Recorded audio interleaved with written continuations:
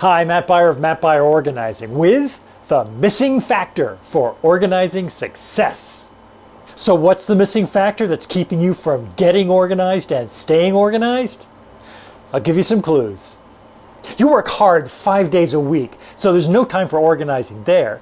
So you'll do it on the weekend.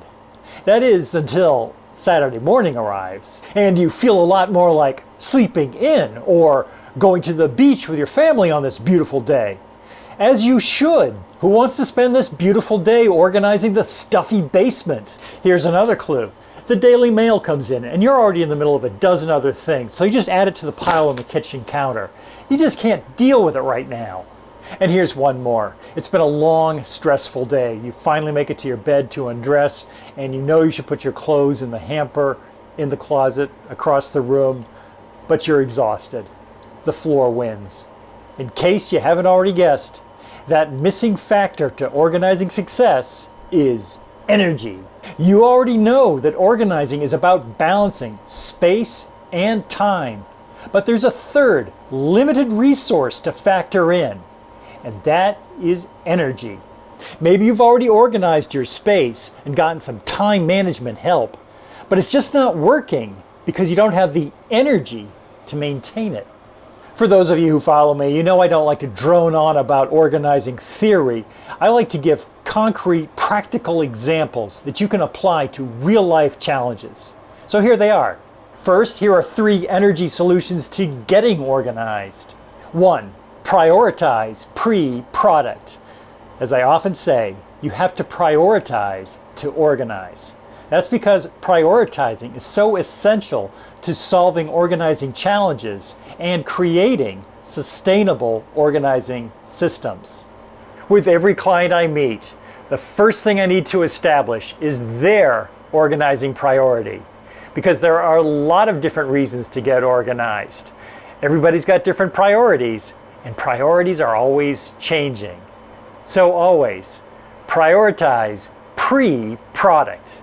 For example, if your priority is to process mountains of paper and set up filing systems that ensure that you can always find and act on your most important files, do not waste your organizing energy on organizing owner's manuals into binders and archive files into new folders.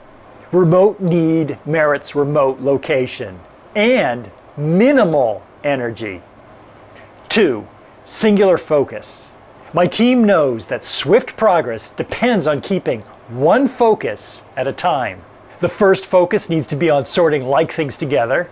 That's something that doesn't require your unique knowledge. We can do it for you, and so can a friend. The next focus is on prioritizing what you want to keep and what is no longer serving you. The main point here is that you are not wasting energy by also trying to figure out where it's going to go and the best container for it all at once. Your decision-making energy is completely aligned with what to keep and what to release. That's it. Enjoy the limitation and move fast. 3. The regret-free process. Other organizers, especially less experienced organizers, will tell you, when in doubt, throw it out. We say exactly the opposite. When in doubt, don't throw it out. Why? Because we know that nothing will slow the process down faster than having regrets. So all we ask is that you clarify why you are keeping. Then return to easier choices and move fast. Why will always lead to where. Meanwhile, you can save energy lost to having second thoughts on infinite possibilities. Limitations fuel energy.